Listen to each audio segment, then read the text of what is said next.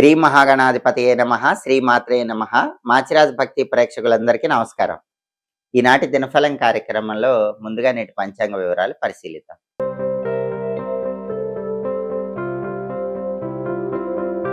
ఫిబ్రవరి 6 శుక్రవారం దినఫలాన్ని పరిశీలిస్తే పంచమి తిథి అర్ధరాత్రి 1:22 వరకు ఉంది. హస్తా నక్షత్రం అర్ధరాత్రి 12:27 వరకు ఉంది.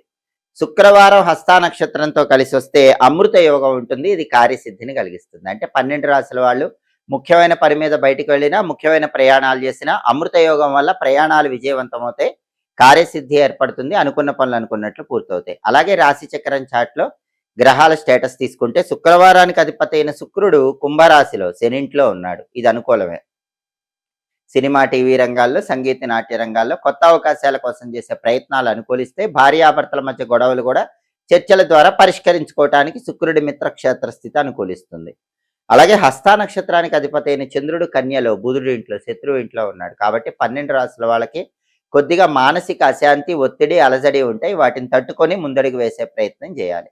అలాగే నక్షత్ర బలాన్ని బట్టి కొన్ని ముఖ్యమైన పనులు చేసుకోవచ్చు. ప్రధానంగా హస్తా నక్షత్రం ఉంది కాబట్టి ఎవరైనా సరే హస్తా నక్షత్ర బలాన్ని బట్టి అన్నప్రాసన చేసుకోవచ్చు, నామకరణం చేసుకోవచ్చు, సీమంతం చేసుకోవచ్చు. అలాగే హస్తా నక్షత్ర బలాన్ని బట్టి రత్నాలు కొనటానికి, ధరించటానికి అనుకూలత ఉంటుంది. వ్యవసాయదారులు వ్యవసాయ సంబంధమైనటువంటి పనులు ప్రారంభించడానికి కూడా హస్తా నక్షత్రం మంచిది. అలాగే మంత్ర విద్యలు గురువుల దగ్గర నేర్చుకోవటానికి, గురువు గారి దగ్గర ఒక మంత్రం తీసుకొని జపం చేసుకోవడానికి హస్తా నక్షత్రం మంచిది. తీర్థయాత్రలకు వెళ్ళటానికి, పుణ్యక్షేత్ర సందర్శనం చేయడానికి హస్తా మంచి నక్షత్రం. విద్యా సంబంధమైనటువంటి కొత్త కోర్సులు ప్రారంభించడానికి, ఎడ్యుకేషన్ రిలేటెడ్ కోచింగ్ సెంటర్స్లో జాయిన్ అవడానికి హస్తా మంచి నక్షత్రం. అలాగే భూములు, గృహాలు, వీటికి సంబంధించినటువంటి కొనుగోలు, అమ్మకాలకు సంబంధించిన చర్చలు చేసుకోవడానికి హస్తా మంచిది. అలాగే ప్రభుత్వ సంబంధ పనులు నిర్వహించడానికి కూడా హస్తా అనుకూలిస్తుంది. గవర్నమెంట్ ఆఫీసులకు వెళ్ళి ముఖ్యమైన పనులు చేసుకోవడానికి హస్తా నక్షత్రం అనుకూలిస్తుంది. అధికార పదవులు స్వీకరించడానికి కూడా ఈ నక్షత్రం మంచిది. మీకు ఎవరైనా ఒక పదవి ఇస్తానంటే ఆ పదవి తీసుకోవడానికి హస్తా మంచి నక్షత్రం. ఒక రెస్పాన్సిబిలిటీ తీసుకోవడానికి హస్తా మంచి నక్షత్రం. హస్తా నక్షత్ర బలాన్ని బట్టి ముఖ్యమైన పనులన్నీ చేసుకోవచ్చు. అలాగే ఈనాటి దినఫలం కార్యక్రమంలో 12 రాశుల వాళ్ళ రాశి ఫలితాలు ఎలా ఉన్నాయో ఇప్పుడు మనం పరిశీలిద్దాం. ముందుగా మేషరాశి. మేషరాశి వాళ్ళకి ఈరోజు విద్యారంగంలో మంచి పురోభివృద్ధి ఏర్పడుతుంది. మంచి ర్యాంకులు పొందగలుగుతారు. అలాగే ధనవృద్ధి ఏర్పడుతుంది. రకరకాల మార్గాల్లో ధనం సంపాదించడానికి చేసే ప్రయత్నాలు అనుకూలిస్తాయి. అలాగే కుటుంబ పరంగా గౌరవ మర్యాదలు పెరుగుతాయి, కీర్తి ప్రతిష్టలు పెరుగుతాయి, కుటుంబ జీవితం ఆనందదాయకంగా ఉంటుంది. తదుపరి వృషభ రాశి.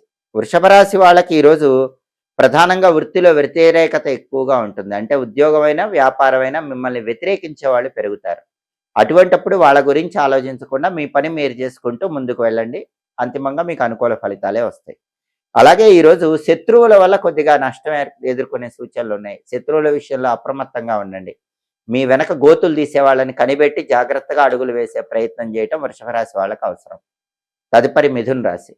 మిథున రాశి వాళ్ళకి ఈరోజు కొన్ని మానసికమైనటువంటి ఆందోళనకర పరిస్థితులు చోటు చేసుకునే సూచనలు ఉన్నాయి. అటువంటప్పుడు మనస్సు ప్రశాంతంగా ఉంచుకొని ముందడుగు వేయాలి. బంధుమిత్రులతో గొడవలు అయ్యే అవకాశాలు ఉన్నాయి కాబట్టి బంధువులతో కానీ, మిత్రులతో కానీ మాట్లాడేటప్పుడు గొడవలు రాకుండా జాగ్రత్తగా మాట్లాడాలి. తదుపరి కర్కాటక రాశి. కర్కాటక రాశి వాళ్ళకి ఈరోజు ప్రధానంగా మనోవేదన ఉంటుంది. ఏదో కారణంతో మనసుకు చింత ఉంటుంది. దాని నుంచి బయటపడే ప్రయత్నం చేయాలి. అలాగే వృత్తి, ఉద్యోగ, వ్యాపార రంగాల్లో కూడా వ్యతిరేకతలు ఉంటాయి. ఉద్యోగమైనా, వ్యాపారమైనా మిమ్మల్ని వ్యతిరేకించే వాళ్ళు ఉంటారు. వాళ్ళ గురించి పట్టించుకోకుండా మీ పని మీరు చేసుకుంటూ ముందడుగు వేయండి. అంతిమంగా విజయం మిమ్మల్ని వరిస్తుంది. తదుపరి సింహరాశి. సింహరాశి వాళ్ళకి ఈరోజు జాయింట్ వైరములు కనిపిస్తున్నాయి. అంటే పార్ట్నర్షిప్ బిజినెస్ చేసే సింహరాశి వాళ్ళకి పార్ట్నర్స్తో గొడవలయ్యే అవకాశం ఉంది. కొంచెం జాగ్రత్తగా పార్ట్నర్స్తో వ్యవహరించండి. అలాగే అనారోగ్య భావనలు వెంటాడుతూ ఉంటాయి కాబట్టి సింహరాశి వాళ్ళ ఆరోగ్యం పట్ల ప్రత్యేకమైన శ్రద్ధ తీసుకోవాలి.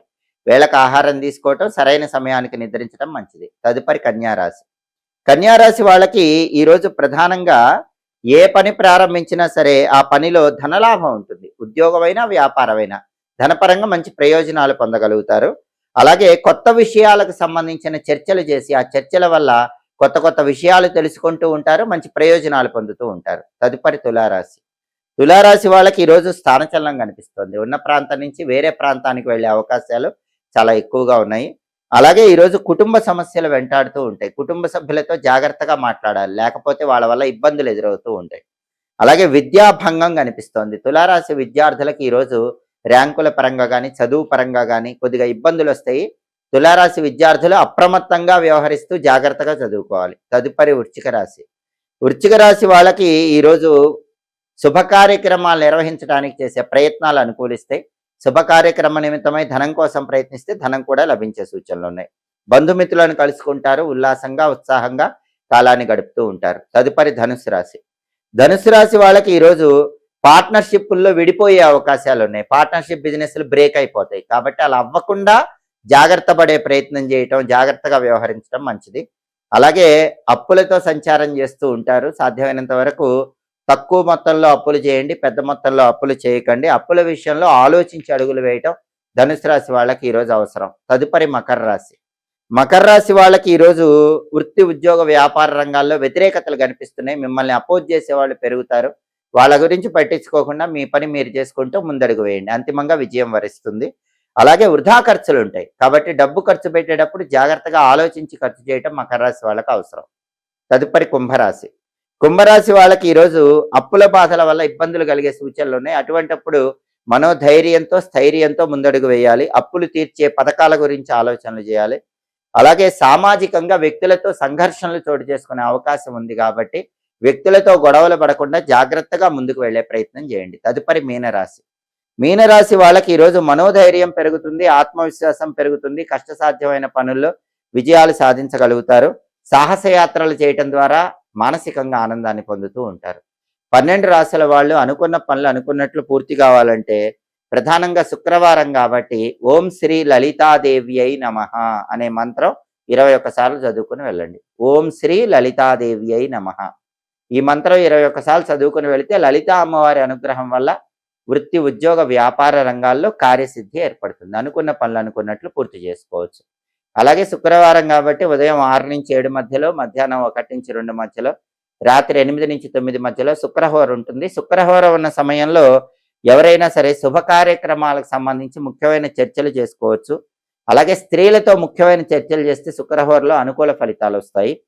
నూతన వస్తువులు కొనుగోలు చేయడానికి, నూతన వస్త్రాలు ధరించడానికి శుక్రహోర మంచిది. అలాగే మొట్టమొదటిసారి ఔషధ స్వీకరణ, మందులు స్వీకరించడం ప్రారంభించడానికి కూడా శుక్రహోర మంచిది. అలాగే తీర్థయాత్రలు చేయటం ప్రారంభించడానికి శుక్రహోర మంచిది. అధికారులను కలుసుకొని అధికారులతో కీలకమైన చర్చలు చేయడానికి కూడా శుక్రహోర విశేషంగా అనుకూలిస్తుంది. కొత్తగా కొన్న వాహనాలు మొదటిసారి ఉపయోగించడానికి కూడా శుక్రహోర విశేషంగా అనుకూలిస్తుంది. హోరాకాలాన్ని బట్టి పనులు చేసుకుంటే సమస్త శుభాలను సిద్ధింపజేసుకోవచ్చు. ఇవి ఈనాటి దినఫలం కార్యక్రమంలో ముఖ్యమైన అంశాలు. మళ్ళీ తదుపరి దినఫలం కార్యక్రమంలో తిరిగి కలుసుకుందాం. ప్రతిరోజు 12 రాశుల వాళ్ళు రాశి ఫలితాలు తెలుసుకోవాలనుకుంటున్నారా?